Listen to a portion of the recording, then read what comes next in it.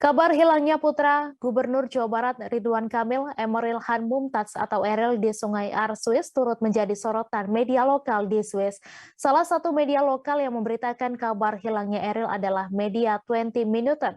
Dalam pemberitaan tersebut, 20 Minuten menyoroti aksi netizen Indonesia yang langsung memberikan ulasan negatif tentang Sungai Ar. 20 Minuten pun memberikan judul Putra Gubernur Hilang, Ar dibanjiri peringkat bintang 1.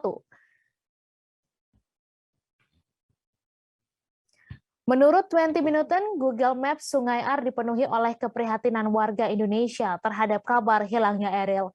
Mereka menyebut banyak ulasan yang memberikan bintang 1 di sungai tersebut yang berasal dari akun dengan nama Indonesia.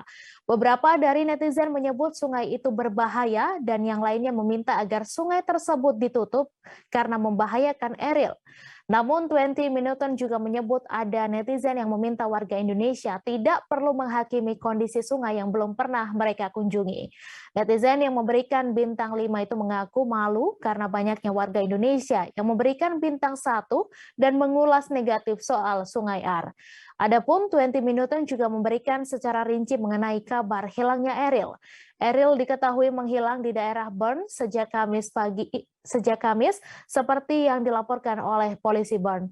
Awalnya sebuah laporan diterima sekira pukul 9:45 pada hari Kamis tentang 3 orang yang berenang di Ar berada dalam masalah.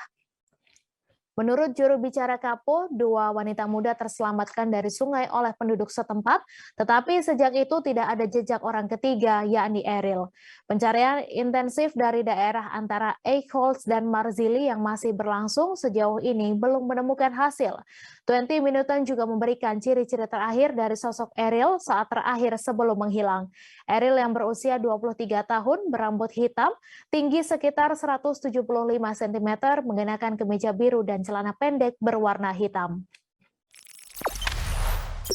Jangan lupa subscribe, share, komen, dan like ya!